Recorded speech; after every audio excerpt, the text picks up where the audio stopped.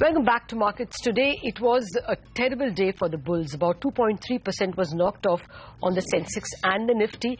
And as you can see, the Nifty ended below the 7,800 mark.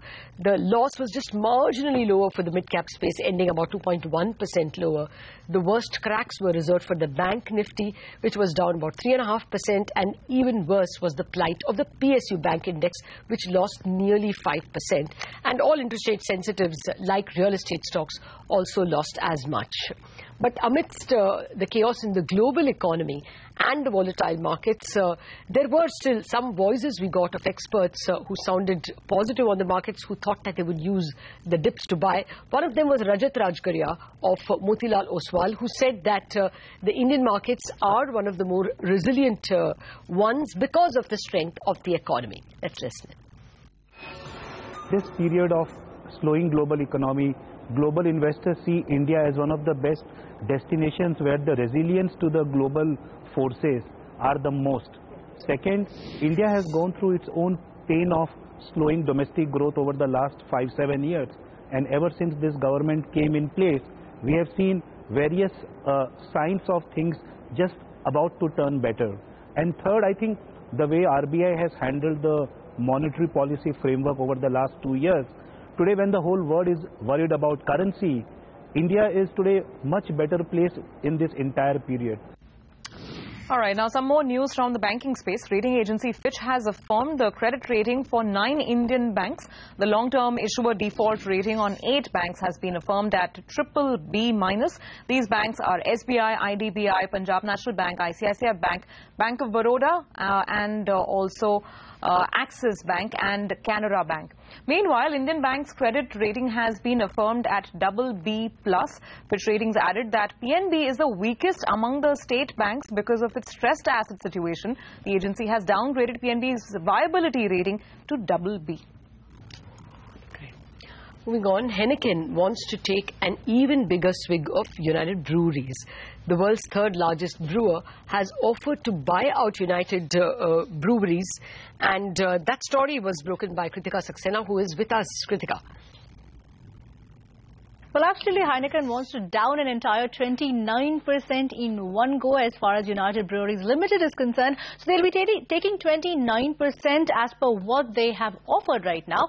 And the offer is around 950 to 975 rupees per share. So at that price, at the higher price of 975 rupees per share, the 29% is valued at a whopping 7,500 crore rupees. Now, what we understand is that the offer that they have made entails a management and an operational control.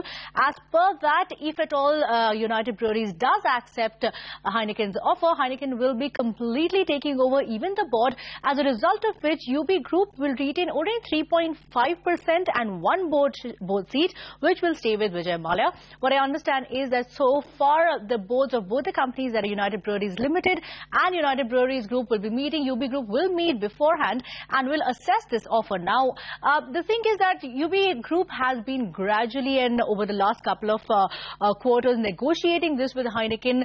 UBL is the only jewel left in UB Group's throne. So if at all they do want to probably look at exiting, they will probably ask for a higher price. So my sources say that maybe UB Group could quote around 1,000 rupees per share or slightly higher than that. But let's wait and watch to see how they assess Heineken's offer. For now, Heineken has made a formal offer according to our sources, and let's wait and watch to see if it is accepted or not.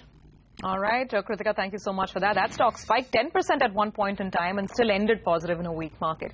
Before we end the show, here's a big Network 18 exclusive. Finance Minister Arun Jaitley says the government had no other option but to issue an executive order to empower states to formulate their own laws on the land acquisition policy. Speaking to CNBC Awaz's Sanjay Pugalia, the Finance Minister accepts that the parliamentary deadlock meant that the government had to opt for a bypass rather than wait for the stalemate to end.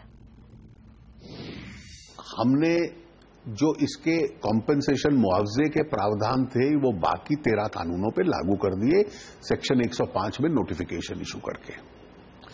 दूसरा जो bill to replace the ordinance है, ordinance समाप्त हो गया, जो bill है वो रहेगा। जो भी कंसेंसस उसमें बनता है वो कंसेंसस हम लागू करेंगे। तीसरा ये कि कानून जो हम संशोधन लाए थे उसके सेक्शन 10 में, और मैं विशेष रूप से मीडिया के मित्रों को कहूंगा कि उसको पढ़ लें, हमने कानून के तहत राज्यों को अधिकार दिया था कि ये 5 पर्पस हैं, आपको जो चाहे उन 5 में से एक चाहे एक, 5 चाहे 5, पिक एंड चूज कर ले, 5 कर ले, नहीं तो 1-2 कर ले, जो आपकी आवश्यकता के अनुसार है उनको नोटिफाई कर दें, उसमें आपको एग्जेम्पशन मिलेगा SIA से और कंसेंट प्रावधान से। All right, we will play you more of that conversation on other shows, but we have time out on markets today itself. Thanks for watching. Have a good evening.